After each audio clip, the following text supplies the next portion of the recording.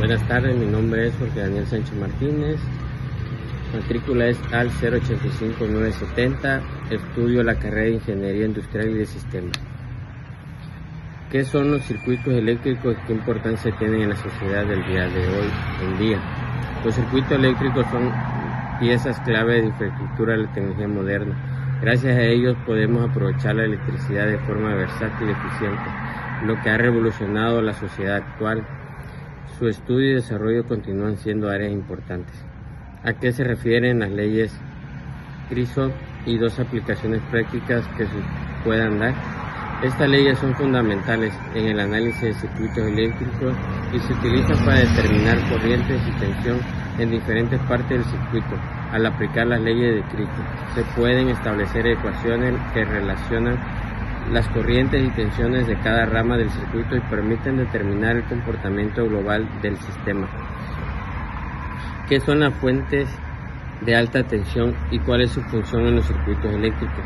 La función principal de las fuentes de alta tensión en los circuitos eléctricos es proporcionar una tensión elevada y estable para alimentar dispositivos o sistemas que requieran voltaje superior a los que se obtienen de la fuente de baja tensión convencionales.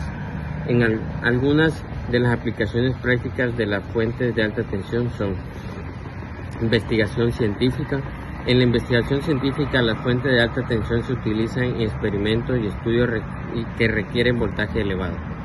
Equipos médicos. En la medicina, la fuente de alta tensión se utiliza en equipos médicos como los equipos de rayos X y las aceleraciones lineales utilizadas en radioterapia. ¿Cuáles son los métodos de análisis de circuito eléctrico? Método de nodos. Este método se basa en la aplicación de ley de corrientes de Kirchhoff, ley de los nodos.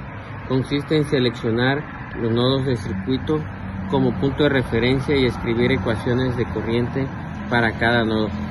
Luego se resuelven las ecuaciones simultáneas para determinar las corrientes en cada rama del circuito. Método de malla.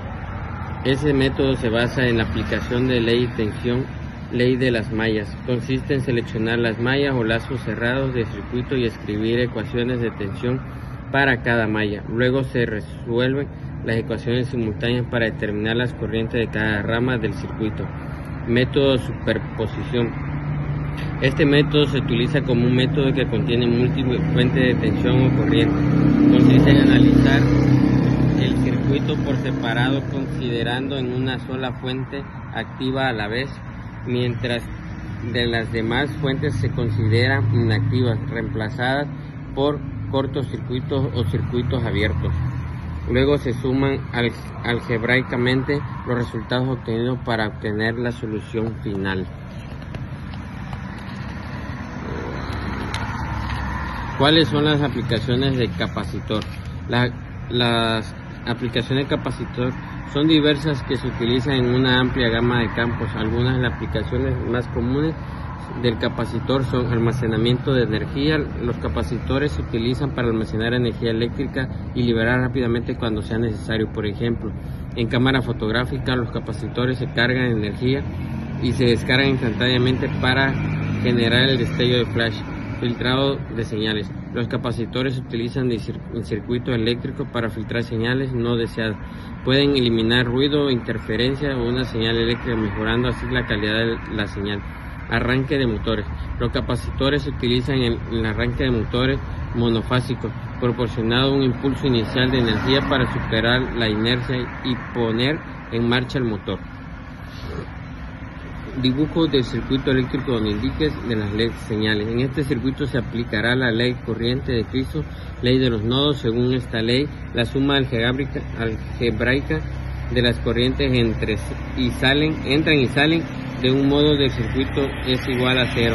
En este caso, la corriente que entra al nodo donde se encuentra R1, R2, R3 es igual a la corriente que sale del mismo nodo.